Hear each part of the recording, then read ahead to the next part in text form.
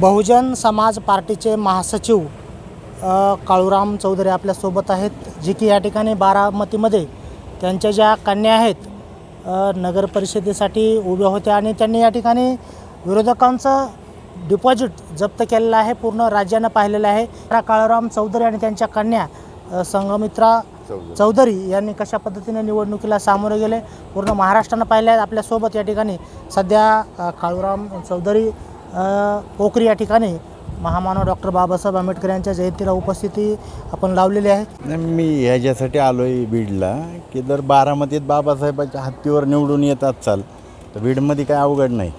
बीडमध्ये कोण नाहीत. बीडला जे छोटे मोठे आहेत पाहिजे या महाराष्ट्रातले सगळ्यात मोठे जर डाकू कुठं राहत असतील तर ते बारामतीत आहेत. चमच्यांचा कारखानाच बारामतीत आहे आणि त्या बारामतीत जर होत असेल तर बीडला आंबेजोगाईला काय अवघड नाही आणि ते होऊ शकतं. जे कांचीराम साहेबांनी सांगितलं होतं आणि ते मी करून दाखवलेलं आहे.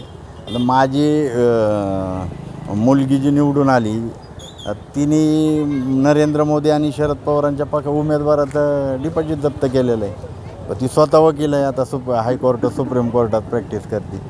म्हणजे आमचे जर शिकल्या सवरलेल्या लोकांना आम्ही पुढं केलं तर बहुजन समाज या देशाचा शासनकर्ती जमात होऊ शकतो आणि तो फुले शाहू आंबेडकरांच्या विचारधारेवरती या देशाची सत्ता आपल्या हातात घेऊ शकतो. आपण म्हणतो या ठिकाणी बहुजन समाजाने एकसंघ राहिलं पाहिजे, तर कुठंतरी बहुजन समाजाला भोलतापा देऊन आपण म्हणल्याप्रमाणे की कुठंतरी तो विघटित केला जातो. याबाबत आपलं काय मत आहे? नाही ते समाजाने बहुजन समाजाने आपल्या धडावर आपलं डोकं ठेवलं पाहिजे ना. महापुरुषांनी एवढं कष्ट केल्यात फुले शाहू आंबेडकरांनी, तुम्ही फक्त जयंतीपुरता त्यांचा जय जयकार करणार तर ते बरोबर नाही. तुम्ही आपण सगळ्यांनी आधी महापुरुष आपल्या डोक्यात घेतले पाहिजेत, मग होईल ते. आहे बाबासाहेबांच्या आता तुम्ही फ्लेक्स बघताय, बाबासाहेबांच्या डिग्र्या पोरं छापायला लागल्यात ना. आता बाबासाहेबांच्या डिग्र्या जर पोरं छापत असतील तर त्या पोराला वाटत नाही ह्याच्यातली एक माझ्याकडे डिग्री पाहिजे. 100% 32 डिग्र्या तो बाबासाहेबांच्या सांगतोय. आता आमचे एप्रिलला आमचे पोरं स्टेटस ठेवतात बाबासाहेबांनी द प्रॉब्लेम ऑफ रुपीज ग्रंथ लिहिला 4 पानाचा, त्याच्यावर RBIची स्थापना झाली. मग माझा प्रश्न आहे, ज्याने स्टेटस ठेवला आहे तो 90साठी दुसऱ्याच्या मागे का फिरतोय? तुझ्या बापाच्या निबंधावरनं तर RBIची स्थापना झाली असेल तर.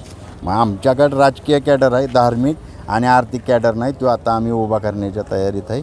धार्मिक असेल आर्थिक असेल तो कॅडर उभा राहतो आहे आणि समाजात ती बहुजन समाजात आता चेत नाही. संघटन बांधून निश्चितपणे या देशाची शासनकर्ती जमात बनवू. जय भीम, जय भारत. कॅमेरामॅन दत्तासह मी श्रीमंत खांडेकर, न्यूज महाराष्ट्र 1 चॅनल.